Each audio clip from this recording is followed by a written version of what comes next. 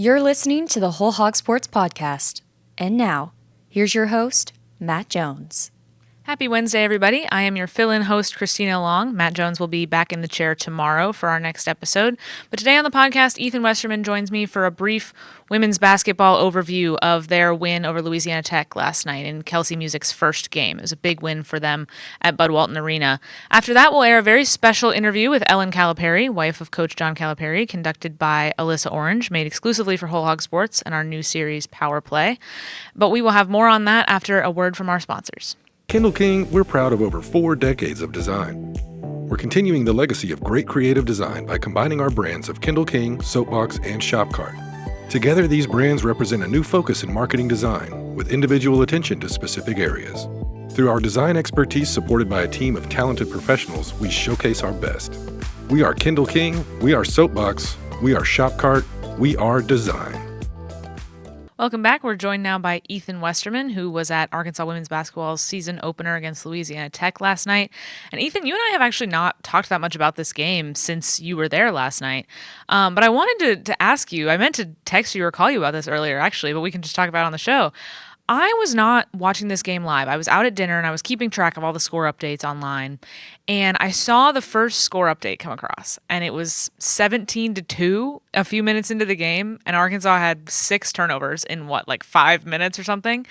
And I was thinking, I was like, wow, here we go. This is a disappointing start. We knew going into this game, Louisiana Tech is a good program. They're a good team. And this was going to be a hard game for them to open up with, especially, in terms of non-conference competition that they'll face. And so I was thinking, oh man, they're going to get punched in the mouth by a good, Louisiana Tech team. It's going to look bad to people that don't realize that Louisiana Tech is a good program. And then all of the sudden, the next score update I saw, it was a little while, and they're right back in it. So I wanted to ask you, what were you thinking in those first few minutes of the game? What was the feeling like there when you were watching them kind of trip over themselves to start the game, and it looked like they got out to such a slow start? Yeah, I think the general consensus inside of the arena was just almost like comical, as far as you could not have asked for a worse start to Kelsi Musick's debut. It was just it really can't get much worse than 17-2 against a mid-major. I guess it could have been 17-0. That would have been worse. But you can't get much worse of a start to a tenure than the first 5 or so minutes. And she called a timeout and lit into the team. And it worked. I mean, they came out of that timeout and they looked like a different team. Really, like you said, they just tripped over themselves in the first part of the game. Number one, Louisiana Tech, you have to give them credit. They were making some tough shots. It felt like everything they were putting up was going in. But also, Arkansas was turning the ball over with offensive fouls. Daniel Shee, he's a reporter on the beat as well, who was at the game last night. He pointed this out. I don't think I've ever seen a team get in the bonus like Louisiana Tech did in the first quarter solely based on Arkansas offensive fouls. It was no fouls on the defensive end. It was just them kind of driving recklessly at the rim and throwing, elbows, offensive fouls galore that were turnovers. It was just a bad start. They were missing also just some chip shot looks around the rim. They were not communicating well defensively. It was just all discombobulated. And Kelsi Musick calls a timeout, lights into them. And next thing you know, they're winning at halftime. It really was impressive what they did. I think, like you said, that's something that not everybody would consider if they didn't have the context of the game. That it is a good Louisiana Tech team. They're projected to win their Conference USA this year, and I don't care, men's basketball, women's basketball, whatever. A conference champion, you have to, or somebody who's the caliber that could be it, you have to take them serious because, as we all know in March Madness, there's all the times teams from lower conferences pulling off upsets. This is the type of team that you could see, I think, in an NCAA tournament, representing Conference USA. And so for Arkansas to have that 27-point swing by the end of the game, to be down by 15, win by 12, it really showed that, honestly, aside from, that opening stanza, they kind of dominated the game the rest of the way out. So it was impressive for them. I think that for Kelsi Musick, obviously wanted to start better your game. You can't be doing that and just expect to always recover from deficits like that. But I think it was good for her that it's not like this happened against just a terrible team. Louisiana Tech, they're one of the most storied programs in women's basketball. I know that they're not at that level right now, but you look at their pedigree. This is like a respected program in women's basketball, supposed to be good this year. And so for them to battle back and show that type of fight in her first game, I think that was a positive to face some adversity right off the bat, because you don't want your first, lick of adversity to come against a team down the road that honestly you have no shot of recovering from. So all in all, bad start, phenomenal finish, and win number one for Kelsi Musick. They put out a clip on the Razorback women's basketball social media accounts, and it was a clip of her kind of post-game locker room speech. And I watched the clip, and I was really struck by what she said to them about, there were moments where you wanted to roll over and you didn't. And she was talking about, like, we don't roll over anymore. And she was talking about this being, a new standard, a new way that Arkansas women's basketball is going to play. And I thought that was really interesting, because there were so many times in the last year of Mike Neighbors' tenure that it just wasn't competitive. It just wasn't very competitive, and there just wasn't a lot of fight. And it was, it was hard when the losses were stacking up, and it's hard to fight through some of the stuff that they were having to fight through. And so it was so refreshing to see them come back from that and be able to kind of get the game back under control, because of how hard that is for any team to do, and how that's something that we haven't really seen Arkansas do in a while. And so I was really struck by kind of that difference. And it seems like this was a really big tone setter for her. I'm not necessarily saying that this is going to be a great team. I don't think they're going to be bad. I think they're going to be a lot better than they were. But this is year one of a rebuild. But to start it with that tone, it feels like is just huge for them. Exactly.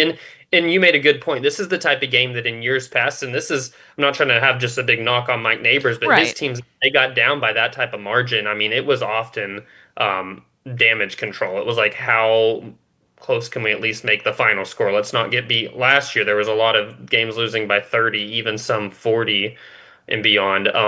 This was a type of game that you did not see a team roll over, which I think was much to the delight, of fans in the arena that have stuck it through and stuck with this program and showed up to games, that they saw a team get down like that and really bounce back. And I think it was the way that they did it too.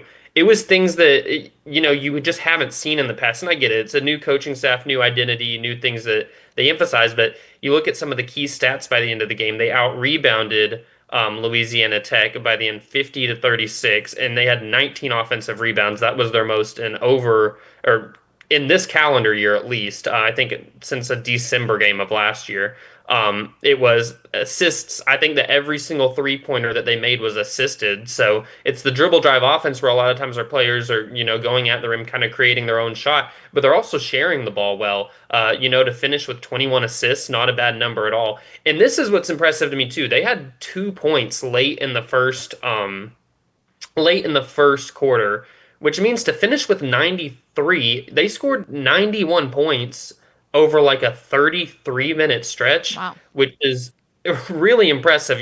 She's touted since she got here the high octane offense, and late in the first quarter, you're like, where is this high octane at? It's just it was just flat. But they ended up doing exactly what she said. The benchmark, I think, if I'm remembering correctly, she wants to score like 80 points a game. Mm-hmm. That's kind of like the benchmark. And, they went above that after, honestly, they didn't help themselves out at all in the first 7 minutes getting toward that goal. So it was the response for them. It was the way that they did it. It was the way that you saw players just step up. Bonnie D's freshman on the team, she, I think, maybe had a basket in the first half and then finishes the game with 25 points. So it's like you saw players learn throughout a game and kind of pick up with the flow. Yeah, she scored 21 of her 25 points in the second half. So it was the way that you saw players make those in-game adjustments. You saw the coaching staff make some adjustments too. That was one thing I was impressed with by Kelsi Musick. She never, when they get down big, there was never like any sit on the bench with her arms crossed. It was fully animated, still coaching, try and get him out of the rut. It was a great coaching job by her. I don't think anybody can deny that. If you come back from that deficit, I don't care who you're playing. It's a good coaching job. Yeah, Bonnie D's with the 25 points was really impressive. And I wanted to shout out Hog Maestro from our message board, who has been the conductor of the Bonnie D's hype train for a really long time now. And so every time I see, he alerted, all of us, I know you were aware of her since you report on the team, but he alerted me, honestly, to the Bonnie D's and the talent that she had long before she actually arrived on campus. And so I wanted to shout out Hog Maestro for his win there, as Bonnie D's led all scorers with 25, and then Celia Jones to have 22 was also really big. So a couple of huge performances, like we saw with the men's team, a couple of big performances from new players. And so it was a really impressive start for them. And I think, like you said, it was a big deal for Kelsi Musick. And I recommend that people read the story on our website today about her parents being at the game. And her dad is starting cancer treatment, I think, this week. And he was there to see her first win. And what a way for them to win. And how meaningful that was for that family. It's a really good story on our website at WholeHogSports.com. But it's just an exciting way to see them start the year. And, it's a long season, and they were picked to finish last in the SEC. SEC play is going to be really tough. But for them to start on that note is just really noteworthy, I think. Yeah, it was needed. I don't think anybody you could recover from losing that game considering the opponent is one that's going to probably challenge for their conference, but it's just not. Nobody wants to start their tenure 0-1. I mean, because you really half of I think a rebuild is getting people excited, and that's why games like this are so important. People need stuff to kind of get behind, and they saw a team rally last night. They were picked last in the SEC. They still might finish there. Who knows? But there's a group of like six, maybe even seven teams at the bottom of the SEC right now. That it wouldn't shock me if any of them, you know, finished last or dang near close to last. I think there's a large like the ceiling for some of these bottom teams could actually be pretty high in the conference standings by the end. By high, I mean in the SEC, if you finish 10th, you have a shot at the NCAA tournament. Just how it works.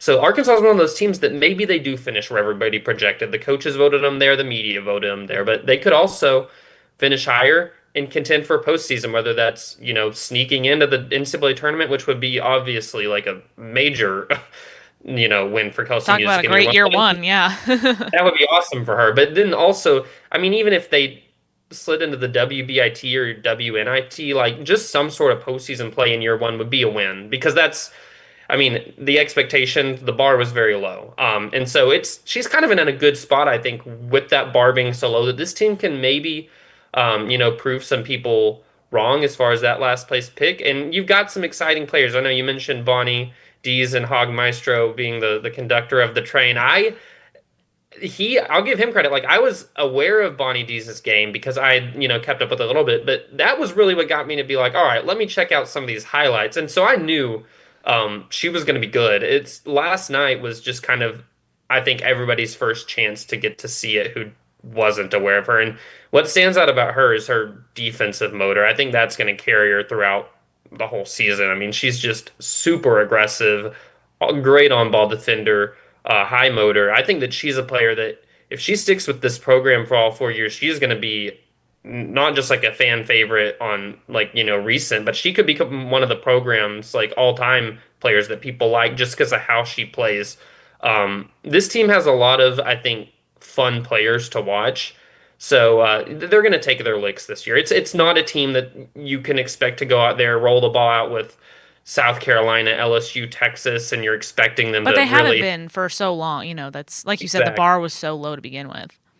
It's so they're going to take some of their licks, but they've got enough fun players, I think, with big personalities, with just kind of that high motor, high effort, that they're going to be able to win fans over from at least an effort standpoint. And I think that's what was, if I'm picking one thing from last night's game that I think was probably most refreshing for fans, it was just you never doubted the effort one time. I mean, even in early in the game when they got down by that much, a lot of the miscues were going in too hard at the rim and knocking over people, trying to barrel your way in for a basket. They were just being like doing too much, honestly. But this team ended up, finding a way, showing high effort.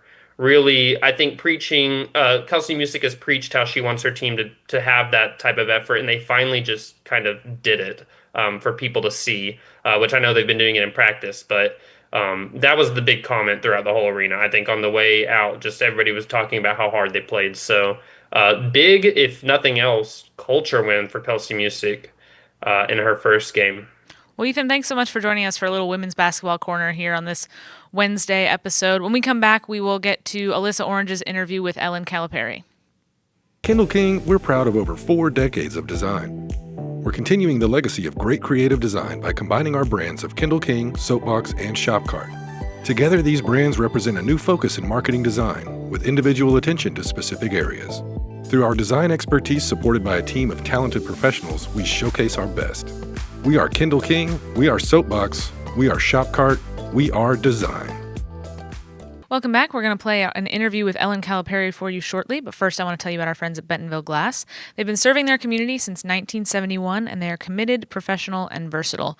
If you're looking for a quality leader in Northwest Arkansas, and if you're looking for skilled craftsmanship, you can look no further than Bentonville Glass for all of your glass market needs with the highest quality products. You can visit them at 507 South Main in Bentonville or at bentonvilleglass.com. We have a new video series to introduce to you that we're really excited about. It's called PowHER Play, and it's produced by Alyssa Orange. Alyssa will be making more episodes in the future that will feature stories from Razorback women's sports and different kind of influential women around campus. So Ellen Calipari is a great example of that. Alyssa, for the first episode, sat down with Ellen Calipari at the Calipari's home, and it's a really fun and wide-ranging conversation about, the Calipari's journey, about their relationship. There's some fun stuff in there about Ellen Calipari is very active on Instagram and has a very funny Instagram with a lot of pictures and videos of John Calipari taking the trash out. And so they talk a little bit about some fun things like that. So there's a full video interview on our YouTube channel, WholeHogSports, and then we have a section to play for you now. So please enjoy some of this first episode of PowHER Play. Ellen and John Calipari have been married for 39 years, and growing up in a small town in Missouri, the journey has taken her to UMass, Memphis, Kentucky, and now Arkansas. She's been a wife, a mom, and a partner through the ups and the downs that come with being in the spotlight of college athletics. And through it all, she's been unapologetically true to herself and her values, with some humor along the way. This is my conversation with Ellen Calipari. Moving here to Arkansas, did you ever think that this would, one, be a thing, but when that conversation was had, what was the reaction? It was not a place that we thought we would be, and there wasn't a lot of preliminary conversation. Mm-hmm. It wasn't anticipated to make a move, and it just kind of happened organically. Mm-hmm.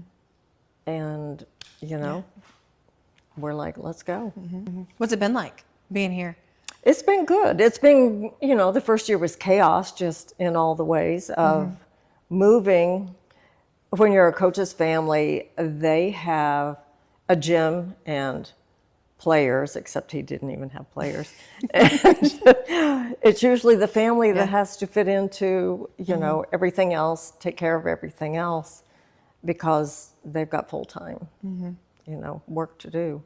John gets on a plane, comes out here, like you said. Yes. He's got basketball to take care of. You get everything. Oh, you get everything else. Yes. Stay behind, sell a house. In the past, it was like, let kids finish school. Mm-hmm. And this is the first move that we made that I didn't have to worry about what schools for the kids. So being here, a year. You've been in and out of Bud Walton. You've now donned the Razorback red. What was year one like? It was a lot of things. Mm-hmm. Trying to get a wardrobe of red because, when you're at other schools, the last 2 schools were blue. So we were anti-red for all those years. So doing that and then just getting used to everything, which really seemed strange in the beginning. Mm-hmm. We were in Kentucky 15 years, so it was really hard to get used to being at another school, cheering for another team. Being a coach's wife, what's the biggest thing that you feel like you have to adjust to every time there's something brand new from your perspective? That's hard to answer because I would say not a lot that's unusual.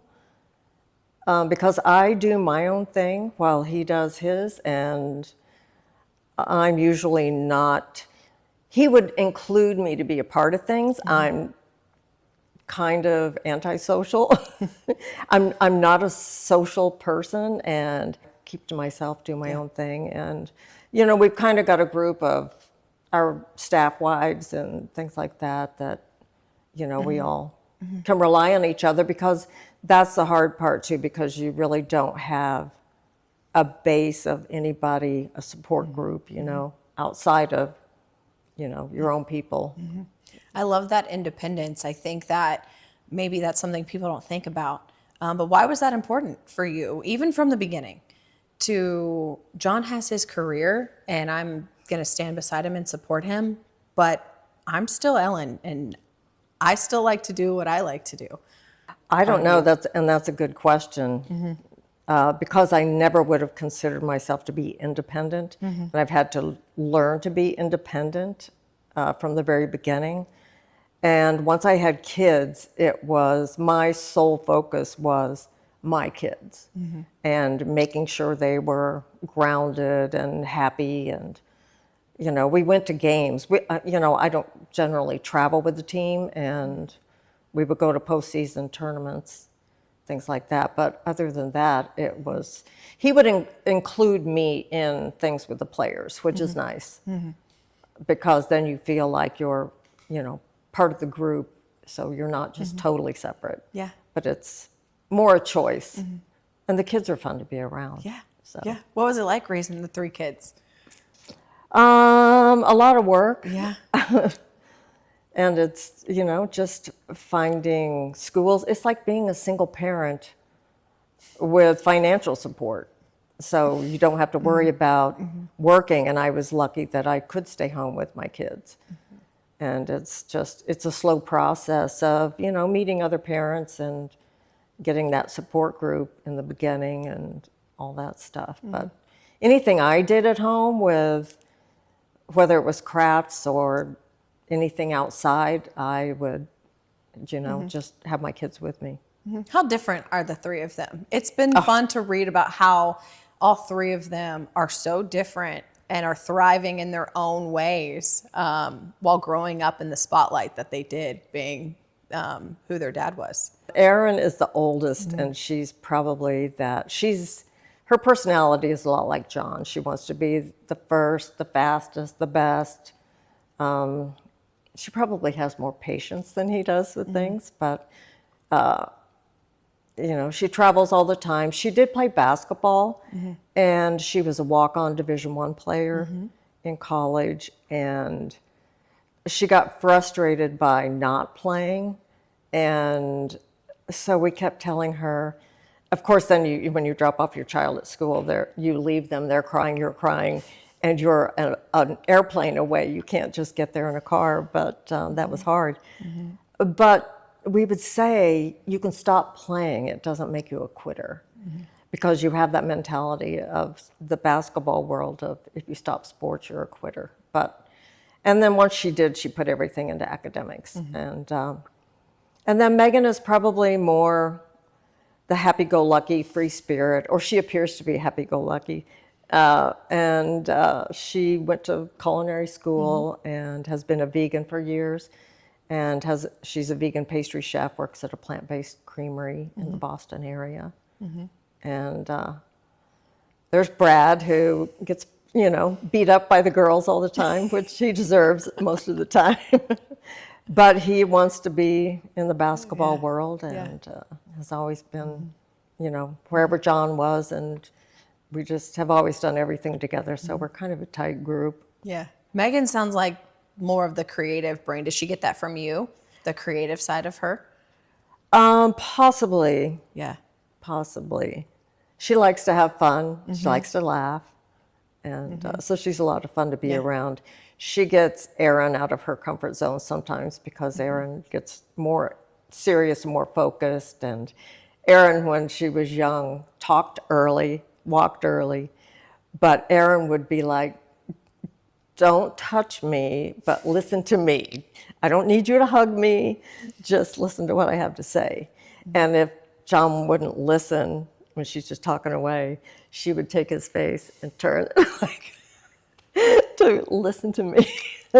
So she would get her point across. And my daughter does John's that. like that, yeah. He's a talker, not a listener, and I tell him that all the time. How was he with the kids growing? I know he was busy in coaching, but how was he as a dad when the kids were little? Gone a lot. Yeah. And if he had moments of time, he would call and say, bring the kids to the gym. So it was always meet him here, meet him there, or go to the radio show with him when he had that. And he happened to say the other night, probably like a week ago, talking about raising the kids. And I said, what? He said, well, I helped raise the kids, didn't I? And I said, no. And you could ask them what they think. But he thinks he did. But I'm sure you take a lot of pride because you did raise those kids and you raised 3 really good kids. And now looking back at everything you sacrificed to be able to do so, I'm sure you're a very proud mom. I am. And you do what you do. I'm the disciplinarian. You would think he might be, but he is not. He is the pushover with the kids, doesn't enforce any rules, discipline, anything like that. So it's just as well he was gone a lot, or they might not have been okay. But you do what you do when they're growing up, and you just don't know what you're going to get at the end of the day. You know, you hope for the best. How much did you love those moments, though, in the hard times? Like you said, it's almost like single parenting. To kind of look back and remember those moments, how fondly you look back when they were just kids and they were playing or they were snuggling on the couch. Because grown kids don't really snuggle anymore. Mine are going to get to that point. But those moments and how much joy those brought you, despite, you know, how hard it was sometimes.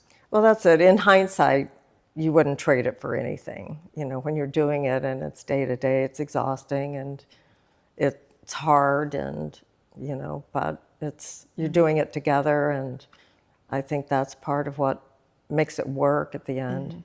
That my kids didn't mind that I was around all the time, went everywhere they went, and they still don't mind if I'm around. So. And you had your outlets too. You had crafting. I read you redid furniture. Had you always kind of been that way, and that's kind of a hobby that you used as an outlet? I grew up, my mom sewed, my grandmother knitted, my mom knitted some, and, you know, when you grow up in the Midwest, you make your own entertainment. And so I even learned to tat, which I couldn't do anymore. My grandmother used to do that and taught me that. But I don't know. My sister-in-law got me into doing woodworking. And so I've just tried different things along the way. And some of it included my kids in, you know, any part of it that I could. And but yeah, it keeps me out of trouble, I guess. Keeps me at Home Depot or Hobby Lobby or Michael's or someplace. What are some of the most favorite things that you've done, that you've put together? I haven't done a lot of sewing for a while, and my oldest daughter has gotten me back into crocheting and stuff because she's gotten very into crocheting and knitting, and I guess they call grandma crafts now. And then she can take it and travel with it, which is good. And Megan has a recipe website, and so I like to bake. I prefer baking more than cooking, and so I'll try recipes of hers that she puts on her website, and you know, so there's not really one thing. I just kind of move from one thing to another, do whatever, you know, whatever the wind takes me. What's the most recent thing you baked of Megan's recipe? Oh, it's usually always cookies. Okay. Because I am a cookie maker, and she has a s'mores chocolate chip cookie recipe, and a coffee chocolate chip cookie recipe is the last one I made. And I'm the only one that eats it, so it has to be something that's easily frozen, and I can eat on my own. John acts like it's the cookies? poison. No. What? If he'll say, what are these? Which means, are they poisonous? And I won't say they're Megan's recipe because then he wouldn't eat one. But if he eats it and doesn't know, he likes it. So, you know. Are they poison? A little child. I'm going to have to try those, especially the s'more one. I'm going to have to steal that one they were really good. from you. Have you always baked? Yes. Yeah. And my mom still bakes to this day. She's 91 and still is baking, baked from scratch. Hardly ever used a mix for anything. Yeah. So I like to do it. Yeah. Have you baked for the players? Was it always, I mean, that's an outlet if you have to give cookies away. I don't anymore. And the girls used to help me do things like that. And we still look back on a Thanksgiving when we were using every oven, every microwave, every burner on the stove that we could just to make Thanksgiving dinner, you know, for the team, which is a lot. And I used to do when we were at UMass, you know, make things when we had recruits in or had the team up to the house. I did it. We didn't do catering. That wasn't really a thing back then. So how has that changed then? Because I know you have the team over from time to time. And so how has that changed from cooking for a whole entire team to maybe just having guys over here and giving them some finger foods? It's so much easier. Then you can enjoy them being there. And, you know, then I just worry about birthdays. Because, you know, it dawns on you that even though they're large people, they're little boys. And I would want somebody to care as much, you know, for my son as I care about these kids and their well-being. And I know, you know, going to class and doing practices, there are a lot of demands on their time. And, you know, they're good kids. And so it's to remember their birthday. You're like, they're away from home, a lot of them for the first time. And it needs to be recognized. They're not going to say, hey, man, it's my birthday. You know, so. Guys don't do that. No. They hate birthdays. I don't understand. What do you do for the birthdays? I make brownies, so everybody gets brownies, and they can share them or they can keep them to themselves. They choose, you know, however they want to do it. Is it your recipe? Is it the same one you've used It's a secret. forever? Okay. It's a secret. Okay. So it is the same one. How long have you been making birthday brownies? It's been a while. Yeah. It's been a while. In fact, we have a player who DM'd me to bring brownies when we play in Memphis because I'm thinking I'll go to the Memphis game. Yeah. So. Always have to have the brownies. Yes. Okay. All right. But secret recipe, we're It's so not going to tell. No. We're not going to tell anybody about. No, lips are sealed. Yeah. Man, we're going to have to find a way to get these brownies. I'm going to tell you when my birthday is. It was August, so I've got some time to wait. But okay, let's talk about the Instagram. When did you start that? We were in New York. Yeah. And see, that was Megan that got me doing that. Okay. And I don't even know why. I think because I kept hearing about pictures they would be posting on Instagram, and I was not seeing these pictures. And so I said, you know, get me on Instagram. And I was just planning to be a voyeur. And so I got on and never thought that anyone would naively, no one will know who I am. But, you know, Megan blew me out of the water and told everyone. So then everyone knew, which is why, you know, I had to be discreet and name them different names. You know, I can't go by their names. Yeah. No, I think it's great. And I think it's a way for you to kind of show who you are without, like you've said, putting yourself completely out there. But you still get to have some fun on that platform. Yes. Yeah. Because out in public, I'm very self-conscious and very insecure. So it's easier for me to be able to, well, obviously make fun of him because he makes fun of me in small groups to other people and no one knows that. And I had no way to retaliate. And now I'm making up for it. Well, you named him roommate. Yes. How does he feel about that? Well, and he calls me princess, but it's very condescending. That's his way of making a statement back to me, you know, the princess. She's not a queen. She's just a princess. Yeah. Can we talk about the trash fight? Because I feel like that's the big thing on the Instagram is who's taking out the trash. I'm pretty sure he doesn't like being called out for not taking the trash out. I don't think he did in the beginning. And it's funny because shaming him on social media helped him take the trash out. He never took the trash out. It was me all the time. So I don't even remember why I started doing that. And, now that's what everybody wants. They want to see if he's taking the trash out or if he's failed once again this week. Mm-hmm. And sometimes he's out of town. Sometimes he has a legitimate excuse. Mm-hmm. Sometimes he doesn't. Yeah. I think the reason why people love it so much is because it gives a real human element to someone that you only see in a certain way when you have the spotlight on you, like John does, and really you and your family.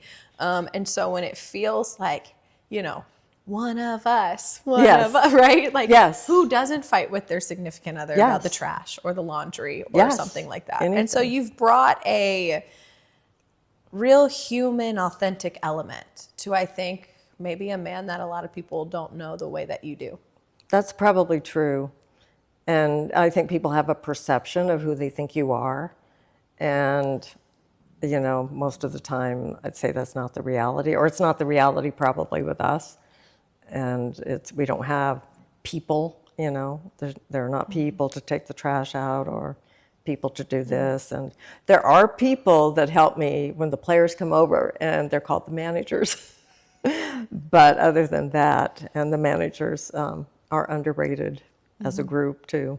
When you met John at Kansas and you dated and you got married, could you have ever imagined what your life would be like, where it would have taken you, the things you've gotten to see and experience through the game of basketball? No, because I grew up in a town of 900 people, and all my family is still there, and I never would have thought that, and I wouldn't have had the vision to see that.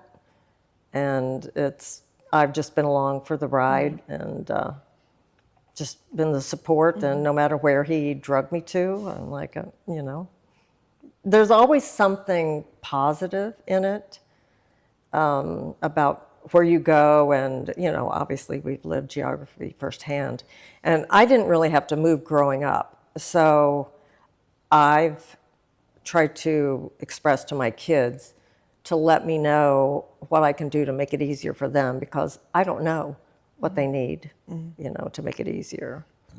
But it's been good in hindsight. And sure, it's been fun, and you got a lot of really good memories. Yes. From a lot of, and you got to allow your children to have those memories that not a lot of kids necessarily get. Yes, and of course I wish I had more pictures than I do, but I, at the same time, don't like to invade the players' privacy. But I have a couple of pictures, with players holding the girls when they were little, or I have one of our players giving Megan a bottle, and one of them laying on the floor watching cartoons. So it was good for the kids to be around that when they were young. If I had to ask you what you thought, or one thing you would maybe say to people about, like, who is the Calipari family, how would you answer that question? That's a hard question. You hope somebody who has represented programs, life, school, the world in a positive way. All the kids, I feel like, have been pretty good about that. As much as you've enjoyed the ride, what are you maybe most looking forward to with whatever the future holds for basketball, and then life with the kids as they continue to build their own?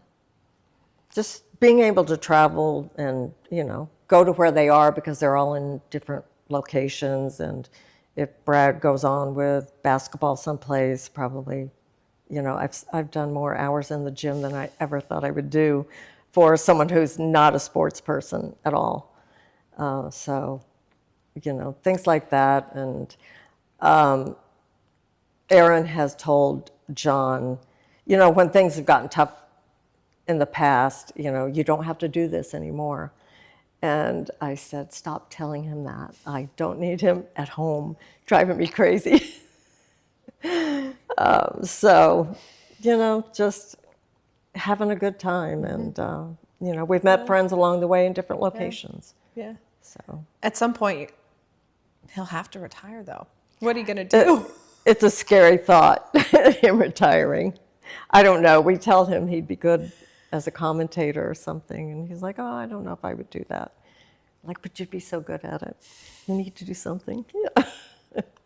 Maybe he can get a hobby. Yes, he needs a hobby. Can he start baking with you? Maybe not with you. Gosh. On his own. Yeah. That's right. Make reservations for the kitchen. Yes. It's like, I'm baking on these hours. That's true. You're baking on these hours. Yes. You never know. John Calipari, the next pastry chef. He Yes. can go join be Megan's sous chef in the Yes. bakery. Top chef. Yeah. Yeah. But it's been a really fun ride, I bet. It has been fun. It has. And it's, you know, it's had its stressful moments as, and, you know, it's just part of it. And I think it makes the fun side much more fun.